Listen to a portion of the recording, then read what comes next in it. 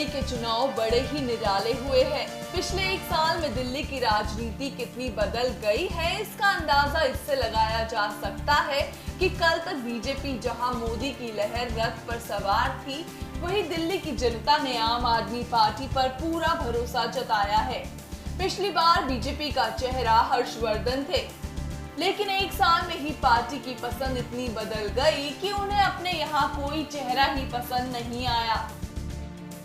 किरण बेदी पर बीजेपी ने दांव खेला।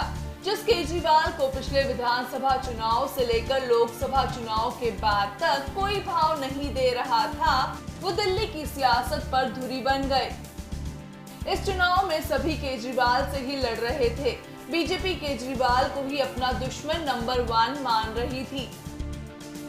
प्रधानमंत्री ने अपनी सभाओं में केजरीवाल पर कड़े प्रहार किए।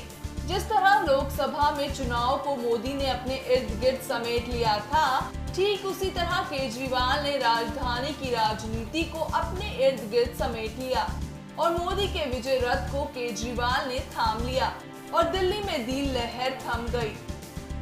मोदी का अश्वमेघ रथ रुक गया। नतीजे ने साफ कर दिया कि अब मोदी का विजय रथ रुक गया है।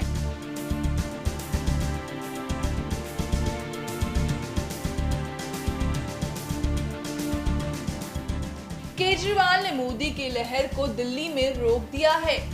हालांकि पहले से ही हार के अंदेशे को समझते हुए मोदी की फेस सेविंग में बीजेपी के मंत्री और बीजेपी अध्यक्ष अमित शाह चुनाव से पहले ही जुट गए थे।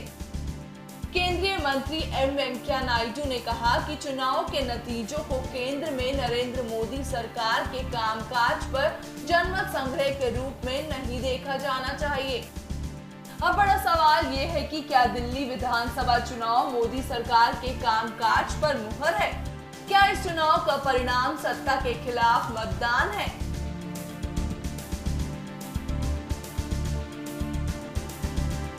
जैसा कि अक्सर देखने को मिलता है कि सत्ता के खिलाफ जनता में लहर होती है। राजस्थान विधानसभा चुनाव, लोकसभा के बाद हरियाणा, महाराष्ट्र और झारखंड में बीजेपी को मिला समर्थन इस बात की पुष्टि कर रहा था। मध्य प्रदेश, गुजरात, छत्तीसगढ़ में बीजेपी की जीत की वजह वहां के स्थानीय शासन के कामकाज के साथ केंद्र की कांग्रेस सत्ता के खिलाफ जनाक्रोश भी था। अब दिल्ली में बीजेपी की हार की वजह क्या ये है कि मोदी सरकार से अब लोगों का मोह खत्म हो गया है?